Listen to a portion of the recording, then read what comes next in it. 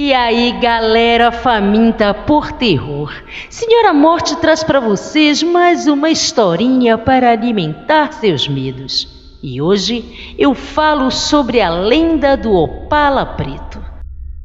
Para alguns, essa história foi criada apenas para assustar aquelas crianças que são sempre simpáticas e confiam nas pessoas de olhos fechados. Mas para mim, eu asseguro que ela é verdadeira. Era o ano de 1992.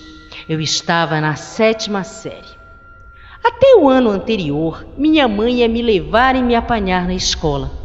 Mas ao completar 12 anos, ela decidiu que estava na hora de eu me independizar e me tornar responsável. Ou seja, ir e voltar do colégio sozinha já era um grande começo para iniciar o meu amadurecimento. Todos os dias, às 12h30 em ponto, eu e mais 2 colegas saíamos da escola, situada a apenas 2 quadras de casa, e caminhávamos com nossas pesadas mochilas nas costas e com o estômago roncando de fome.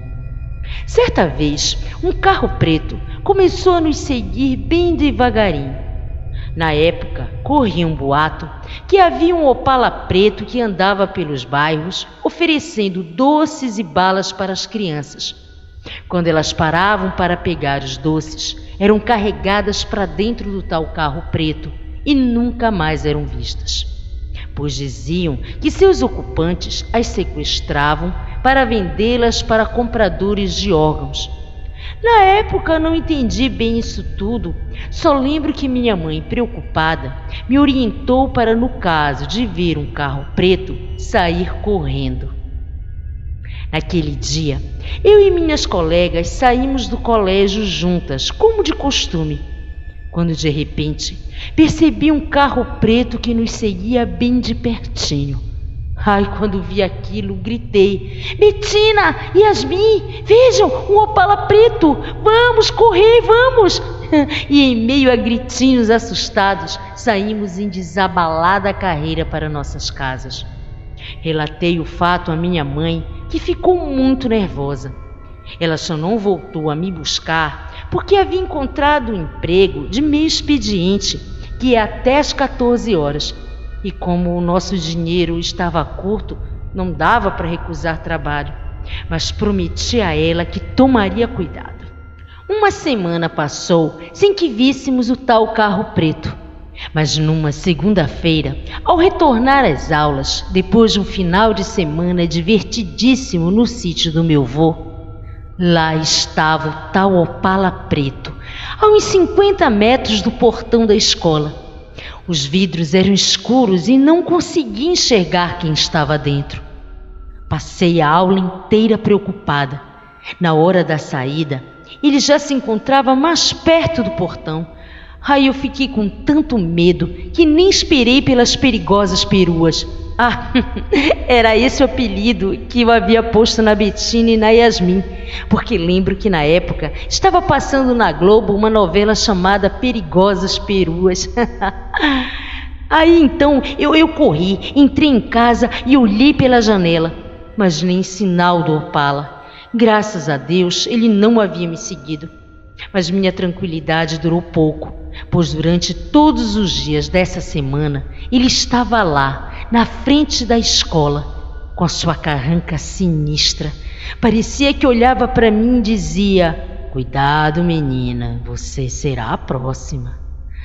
Na sexta-feira, Yasmin não voltou conosco, pois havia combinado com a madrinha dela de irem passear no shopping, pois era a véspera de seu aniversário e as 2 iam fazer um programa diferente. Ela estava tão feliz, nos abraçou e saiu correndo em direção oposta à nossa.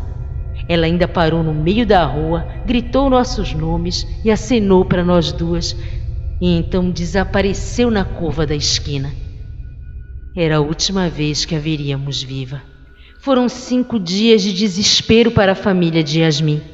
As aulas foram suspensas. Panfletos com o rosto dela foram distribuídos em vários lugares.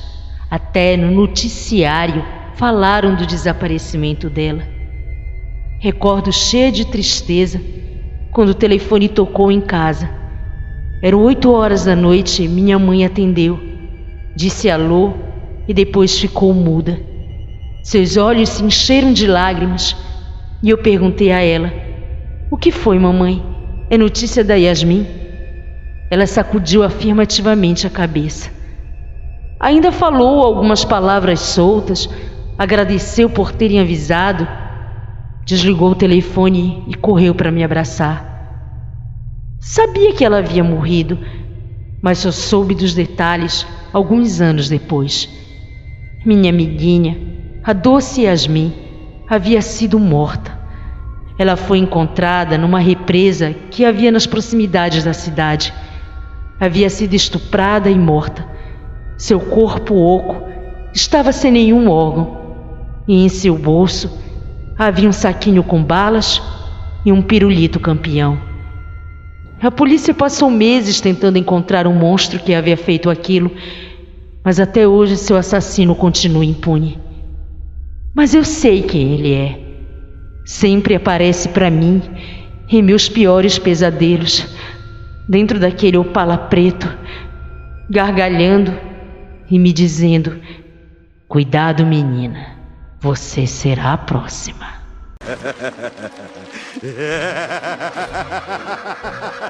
Ah!